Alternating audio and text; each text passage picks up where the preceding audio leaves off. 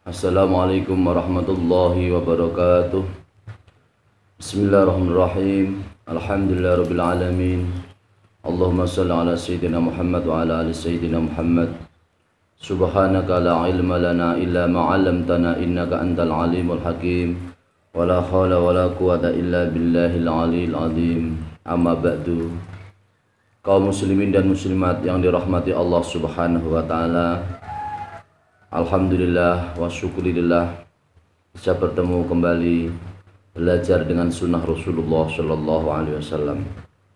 Salawat dan salam kita aturkan kepada baginda Rasulullah Muhammad Shallallahu Alaihi Wasallam dengan ucapan Allahumma sholli ala sayyidina Muhammad wa ala ali sayyidina Muhammad. Pada kesempatan ini kita ngaji dengan kitab Ihya Ulumuddin juz 2 Shahifah 300 dengan tema atau judul yaitu kewajiban orang tua kepada anak, dengan beberapa penjelasan dan keterangan sebagai berikut ini. Bismillahirrahmanirrahim. Bismillahirrahmanirrahim. Qala Rasulullah sallallahu alaihi wasallam, min haqqil waladi 'alal walidi ayyusina adabahu wa yusina ismahu. Rasulullah sallallahu alaihi wasallam bersabda, sebagian dari kewajiban sebagian dari hak anak atau kewajiban orang tua, sebagian dari kewajiban orang tua kepada anak adalah, yang pertama adalah seorang tua harus mendidik anaknya.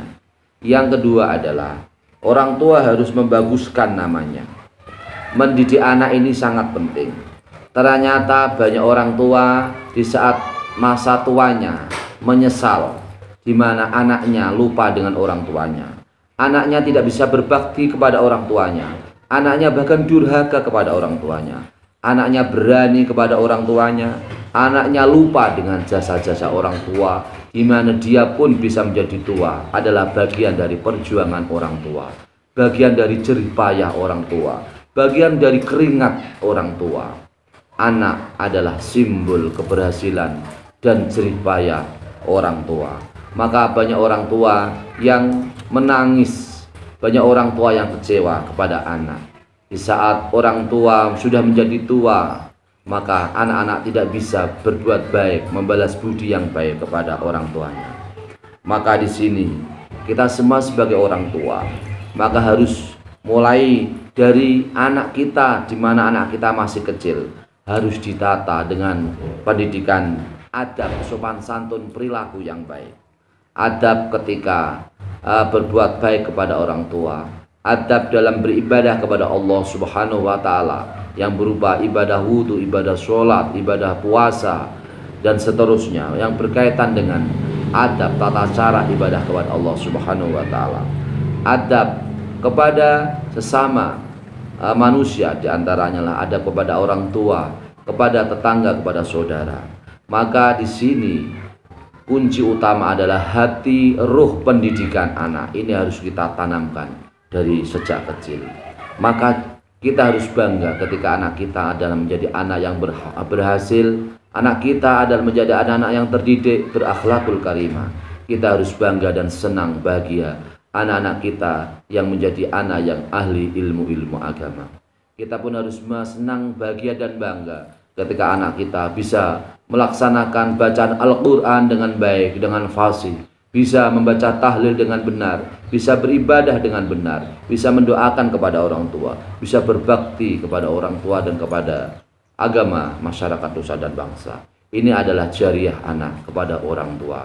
Maka para pemirsa yang dirahmati Allah Subhanahu wa taala, maka perilaku, pendidikan perilaku, pendidikan attitude, pendidikan akhlak, pendidikan moral, ini harus kita tanamkan dari anak kita, mulai dari sejak kecil sampai remaja, sampai dewasa dan seterusnya, akan menjadi bekal yang terbaik untuk anak dan akan menjadi manfaat untuk orang tua dan untuk masyarakat, untuk sesama, untuk bangsa dan negara, agama bangsa dan negara. Amin Allahumma amin. Bismillahirrahmanirrahim. Qala Rasulullah sallallahu alaihi wasallam, kullu hulamin rahinun aw rahinatun bi aqiqatihi tudbahu anhu yaumas sabi wa yukhlaqu ra'suhu Rasulullah Shallallahu Alaihi Wasallam bersabda. Hadis tadi adalah hadis yang sumbernya dari Imam Baihaqi. Hadis yang menunjukkan bahwa kewajiban orang tua kepada anaknya adalah di sini ada dua, yaitu membaguskan perilakunya, moralnya, akhlaknya, attitude-nya, membaguskan karakternya, dan juga membaguskan namanya. Hadis itu adalah hadis yang dikeluarkan akhrajahu al-Baihaqi fi syu'bi min hadis bin Abbasin wa hadisi Aisyata. Hadis ini adalah hadis yang dikeluarkan oleh Imam Baihaqi di dalam kitab Asy-Syu'bi yang sumbernya dari hadis Ibnu Abbas dan dari hadis Aisyah radhiyallahu anha. Kemudian waqala Rasulullah sallallahu alaihi wasallam, kullu gulamin rahinun aw rahinatun bi aqiqatihi tudbahu anhu yaumas sabi wa yukhlaqu ra'suhu. Rasulullah sallallahu alaihi wasallam telah bersabda, setiap anak ini akan digadekan dengan dilaksanakan akikah, kepada anak, ya, dengan melaksanakan yaitu penyembelihan hewan yang berupa tujuannya adalah untuk kekah atau akikah pada hari ketujuh, dan juga dicukur rambutnya pada hari ketujuh itu pula. Maka kita semua sebagai orang tua, apabila kita mampu, kita punya anak, kita mampu untuk melaksanakan kekah atau akikah, maka hari ketujuh dari kelahiran anak-anak kita, maka orang tua punya kewajiban ketika mampu, maka harus dikekahi atau akikah pada hari ketujuh itu pula, dengan niat yaitu bersyukur kepada Allah Subhanahu wa taala diberi amanat yaitu anak dari Allah Subhanahu wa taala. Dengan rasa tanda syukur maka nikmat akan selalu dialirkan oleh Allah Subhanahu wa taala, dan juga menjadi selamatan, menjadi keberkahan bagi orang tua dan anak-anak kita yang anak yang telah lahir, supaya menjadi anak yang baik dengan kekah. Maka di sini pada hari ketujuh diberi yaitu dilaksanakan penyembelihan kambing yang diniatkan untuk melaksanakan kekah. Dan juga pada hari ketujuh itu juga dilaksanakan yaitu selamatan, tasmiyah, walimatu tasmiyah, yaitu mengatasnamakan anak kita, yaitu kita memberi anak yang baik, nama yang baik, dan dicukur rambutnya dengan tujuan supaya adalah anak kita ini adalah menjadi anak yang sesuai dengan fitrahnya, kesuciannya, kelak menjadi anak yang baik, kelak menjadi anak yang soleh.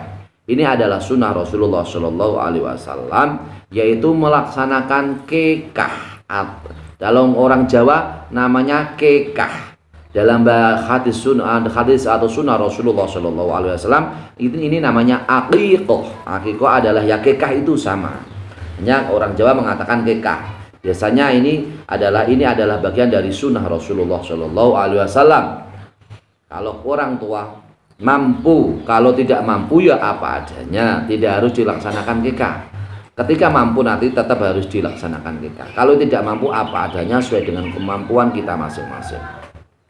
Bismillahirrahmanirrahim. Wa ja'a rajulun ila Abdillah bin Abdul Mubarak fasyaka ilaihi ba'da waladihi wa qala hal da'auta alaihi qala na'am qala anta afsattahu. Seorang sahabat rajul, orang laki-laki yaitu sahabat, datang kepada Abdullah bin Mubarak. Kemudian orang itu wadul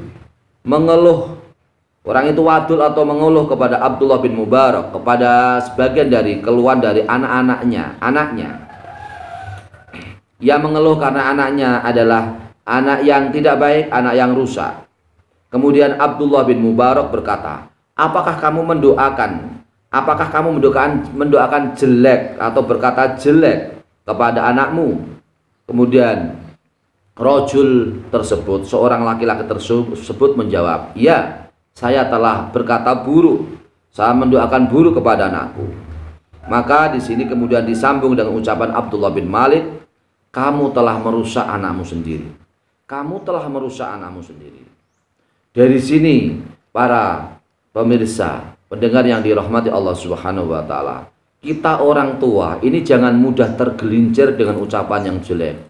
Kamu bodoh, kamu gila, kamu anak yang dablek, kamu anak yang nakal, kamu anak yang rusak, dan seterusnya. Ucapan itu adalah bagian dari doa. Ucapan itu adalah doa. Ucapan orang tua itu diamini oleh para malaikat-malaikat. Ini sudah terjadi pada seseorang, di mana seseorang itu wadul kepada Abdullah bin Mubarak. Ternyata karena dengan ucapan doa, karena dengan doa orang tuanya, justru anaklah menjadi rusak. Dengan ucapan yang jelek, anak pun menjadi jelek. Dengan doa yang jelek, anak pun juga menjadi jelek. Maka kita semua sebagai orang tua, maka tidak boleh berkata jelek kepada anak. Kita harus bisa optimis kepada anak. Kita harus bisa memuji kepada anak. Kita harus bisa menghargai kepada anak. Ketika anak kita kurang berhasil, maka kita pun juga harus bisa menghargai. Jangan sampai kita menjatuhkan mental kepada anak-anak kita. Ketika anak kita umpama di sekolah itu nilainya jelek, maka harus tetap kita puji dan kita beri semangat, motivasi agar ada peningkatan prestasi di sekolah. Begitu juga ketika mengaji kurang baik, kurang benar, kita pun jangan terus langsung menyalahkan atau menjelek-jelekan atau membodoh-bodohkan kepada anak kita. Kalau anak kita bodoh-bodohkan, kita salahkan, kita jatuhkan mentalnya, maka anak pun yang asal mulanya semangat akan menjadi jatuh mentalnya, akan menjadi hilang semangatnya, akan menjadi tidak percaya diri. Maka di sini orang tua ini dengan harus menjadi lesan yang baik. Orang tua harus menjadi motivator, motivasi. Orang tua harus bisa menjaga lesan yang baik. Karena dengan lesan yang baik itu adalah doa orang tua. Di mana meskipun anak kita bodoh pun, maka kita harus tetap junjung tinggi sebagai anak yang pintar. Dan ini akan membawa percaya diri di tingkat anak. Meskipun anak ini juga memang kurang baik, kurang berprestasi, nilainya kurang baik, maka orang tua harus tetap semangat untuk memberi motivasi, semangat dan dorongan, untuk bisa memberi pujian, untuk memberi semangat, memberi pujian dan memberi hadiah. Di mana di saat anak-anak kita mau sekolah, mau ujian atau mau tes, ini orang tua perlu memberikan penghargaan kepada anak-anak kita, yaitu memberikan sesuatu di mana anak menjadi senang, anak menjadi bahagia, anak menjadi bangga. Ternyata kita sebagai orang tua ternyata diperhatikan oleh anak, sebagai orang tua yang perhatian kepada anak, sebagai orang tua yang memberi motivasi kepada anak, sebagai orang tua yang selalu memperhatikan apa yang menjadi kebutuhan anak. Anak kita akhirnya bangga kepada kita semua sebagai orang tua. Maka di sini para pemirsa yang dirahmati Allah Subhanahu wa taala, maka orang tua harus pandai-pandai berdoa, mengucap yang baik ketika bergaul kepada anak. Ketika marah, maka jangan marahi dengan kemarahan kebencian. Jangan marahi dengan kemarahan di situ adalah membodoh-bodohkan anak. Jangan marahi dengan kemarahan, yaitu menjelek-jelekan anak. Maka kita harus mampu untuk mengendalikan diri supaya anak kita ini adalah bisa anak yang bisa percaya diri. Amin Allahumma amin. Dan demikian para pemirsa yang dirahmati Allah Subhanahu wa taala, dua pengetahuan yang mampu kita ambil dari penjelasan di sini. Yang pertama adalah kita semua bisa menjadi teman kepada anak-anak kita, dekat kepada anak-anak kita. Yang kedua adalah kita semua bisa menjadi dekat kepada Allah Subhanahu wa taala. Ketika kita sujud kepada Allah Subhanahu wa taala, maka kita pun menjadi hamba yang paling dekat kepada Allah Subhanahu wa taala. Semoga kita semua bisa dekat kepada Allah Subhanahu wa taala dalam keadaan sujud, dan semoga kita semua bisa dekat kepada anak-anak kita. Kita bisa menjadi teman di rumah bersama anak-anak kita. Amin Allahumma amin. Demikian ngaji pada kesempatan ini, dari kitab Ihya Ulumuddin juz 3 Shahifah 300 dan Shahifah 301. Semoga bermanfaat untuk kita semua. Wallahul muwaffiq ila aqwamit thoriq. Wassalamualaikum warahmatullahi wabarakatuh.